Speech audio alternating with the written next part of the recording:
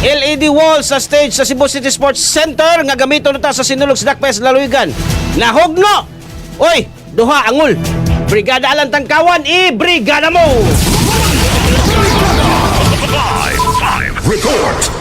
Giatiman sa emergency response team kining usa ka lalaki nga usa ka propsman sa usa sa mga pil sa sinulog sa Dakbayan. Human natagakan sa lead wall nga gimuntar diha sa entablado sa Cebu City Sports Center. Ang maong panghitabo nakuhaan og video ni Lalang Basak sigun sa mga trabahante sa Remo Lights and Sound System. Kinsa mao'y nagtaod sa lead wall samtang nagblocking ang pundok Baniladnon sa Sugbo sa barangay Banilad. Padayon sab sila nga nag-sit up sa mao nga lead wall. Apan kalit lang mihaguros ang hangin.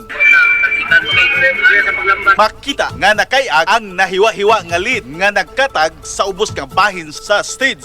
Samtang ang duha ka propsmen nagpingit na sa kasakit. Ang daling gidala sa tambalanan. Giingon nga ang usa sa duha ka naangol ang seryoso ang gihambin. Mihimo dayon og investigasyon sa hitabo ang Abiliana Police Station. Samtang ang buhatan sa Sinulog Foundation Incorporated ang nagpakahilom. For me, katong naitabo ko na incident dito, walang i-claim.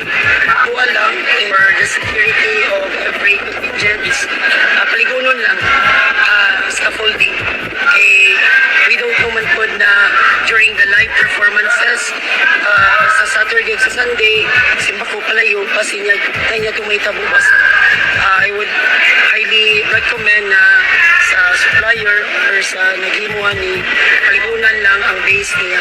Si Redford Oliveros ang choreographer sa Pundok Baniladnon sa Sugbo sa Barangay Banilad. Ang Pundok Baniladnon sa Sugbo sa Barangay Banilad giingon nga usa lang sa 12 ka contingent nga adunay schedule sa reblocking karong adlaw isip pagpangandam sa ilang pag-apil sa sinulog sa Dakbayan ipahigayon karong Enero 13 adlawng Sabado. In the heart of changing lives, ako si Brigada Alan Tangkawan sa 90.7 Brigada News FM Cebu, the Music News Authority.